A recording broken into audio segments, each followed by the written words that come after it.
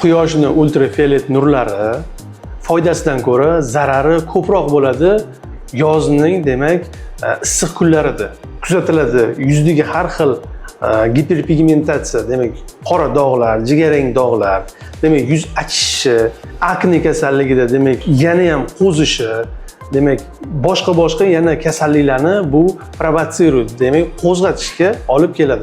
Shuni hisobga olgan holda bu xoh o'g'il bola bo'lsin, xoh qiz bola bo'lsin, ultrafiolet nurlaridan saqlovchi kremlardan foydalanish shart. Dermatolog sifatida men bu kremlardan har bir jins vakili, erkak kishi ham, ayol kishi ham foydalanishini tavsiya etaman.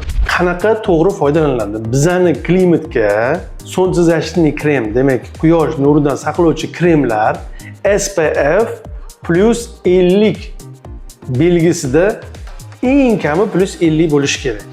Demak, 100 ham bo'lishi mumkin, 80 ham bo'lishi mumkin.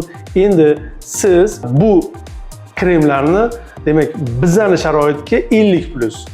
Damogani borishingiz mumkin. Dubayga, Turkiyaga yoki bo'lmasam boshqa demak, kurortni mamlakatlarga. Bularga siz har doim yutuqda bo'lasiz, yuzini ovuring.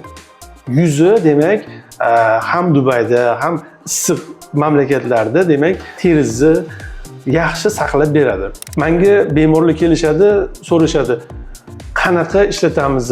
Ko'pchilikda so'nsiz защитный kremni ishlatish qonuniyatlarini bilishmaydi. Demak, qanaqa suriladi? SPF, demak, u xoh SPF +50 bo'lsin, xoh 30 bo'lsin, xoh 70 bo'lsin, har 2,5 soatda buni yengillab turish kerak. Men sizlarga tavsiya etardim, sprey formasini olinglar. Uni, demak, SPF kremlarni tonalniy effekt beradigan kremlar bilan birgalikda qo'shilgani bor.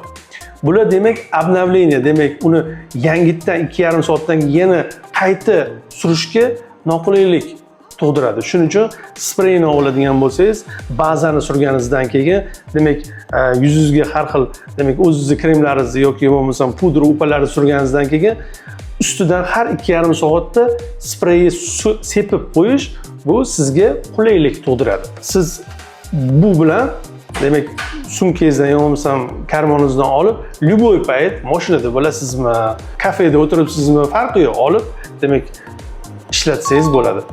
Shu tavsiyalarimga rioya qilsangiz, yuzda dog', siz ko'ngilsiz, demak, mayda toshmalardan himoya qilgan bo'lasiz.